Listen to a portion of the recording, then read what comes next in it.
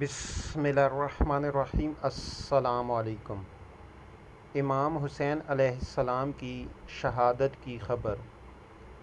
हज़रत अली अलैहिस्सलाम जंग सफ़ीन के लिए जा रहे थे तो रास्ते में नैनवा का मुकाम आया। उन्होंने इमाम हुसैन अलैहिस्सलाम को पुकार कर कहा कि ए अबा अब्दुल्लाह, सब्र करना। रावी कहता है कि जब हम किनारे फ़ुरात पर पहुँचे तो मैंने हज़रत अली अलैहिस्सलाम से पूछा कि आप अलैहिस्सलाम ने क्या फ़रमाया था।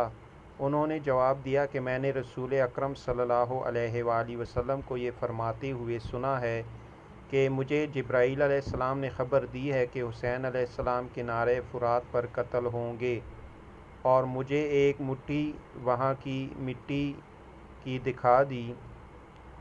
हुज़ूर सल्लल्लाहु अलैहि वसल्लम ने एक दफ़ा फ़रमाया कि मुझे अल्लाह ताला ने ख़बर दी है कि मैंने यहया अलैहिस्सलाम के कत्ल का बदला 70,000 से लिया था और तेरे नवासे के कत्ल का बदला 70,000 से लूँगा। चुनांचे इमाम हुसैन अलैहिस्सलाम की शहादत के बाद मुख्तार बिन अबी उबैद सकफ़ी ने कातिलाने हुसैन अलैहिस्सलाम से उसी कदर इंतकाम लिया।